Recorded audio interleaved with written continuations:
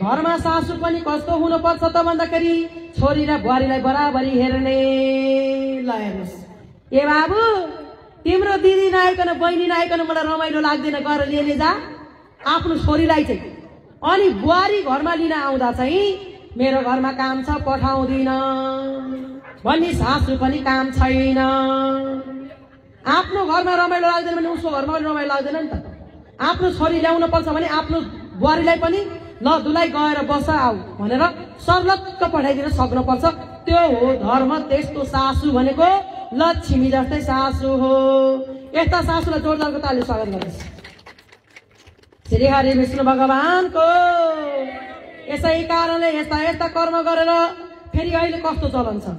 अनि छोरीलाई चाहिँ टन्न आमा अब मलाई त ज्वाइँले महिनाभरिको तलब ल्याएर दिनुहुन्छ। वाह मेरो ज्वाइँ कस्तो राम्रो, भगवान जस्तो। आमै स्याबास छ, उहाँको जय जय होस्, कल्याण होस्, लेब्रो तसारिकन भन्नुहुन्छ। अनि त्यही बुहारीलाई अनि त्यहाँ छोराले पैसा दिन थाल्यो भने ती आमाको गर्दन यत्रो फुल्छ।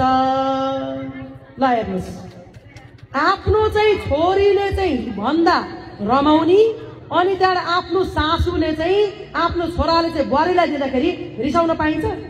बराबरी हुनुपर्छ। मेरो छोरीले पनि यस्तो गरेछ अनि बुहारीले पनि यस्तै गरेर लिइहाल्छ नि त भन्ने हुनु पर्यो नि। ए छोरी, ज्वाइँको तलब सलब सबै सासूले राख्देऊ न। सासूले खटाएर लिएको चाहिँ हजुरले खर्च गर्ने गर है, हुँदैन। मुख छँदा सधैँ नखाने पानी पिउनु हुँदैन छोरी।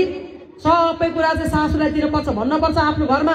त्यो नियम लाउनलाई छोराको कमाई आफूले लिनको लागि होइन भने अर्काको घरमा चाहिँ छोरी ठुलो बनाएर राख्ने अनि आफ्नो घरमा चाहिँ बुहारी सानो पारेर राख्न पाइन्छ? यस्ता सासूलाई के भन्ने? अब जय होस् भन्ने। यो बानी छ भने आजै भागवतमा चढाइदिनुहोस्। यो बानी गर्नु नै धर्म होइन, पाप हो। श्री सत्यनारायण भगवानको, लक्ष्मी नारायण भगवानको। घरमा घर मिलाएर राख्नलाई आमा छोराको लडाई झगडा परे नि केही मतलब हुँदैन। छोरो भने आफैले पाएको हो। तर बुहारीसँग झगडा कहिले पनि गर्नै हुँदैन। बुहारीसँग झगडा नगर्नुहोस्। गर्ने छ भने कसैको बुहारीसँग झगडा गर्ने मान्छे नै होइन। श्री सत्यनारायण भगवानको। यसै कारणले बुहारीसँग झगडा कुनै पनि सासूले गर्न हुँदैन। लक्ष्मी माता भगवती दुर्गा कालीको रूप परेको सासूहरूले बुहारीसँग झगडा गर्दैनन्। बुहारीलाई माया गर्छन्, बुहारीले प्रेम गर्छन्।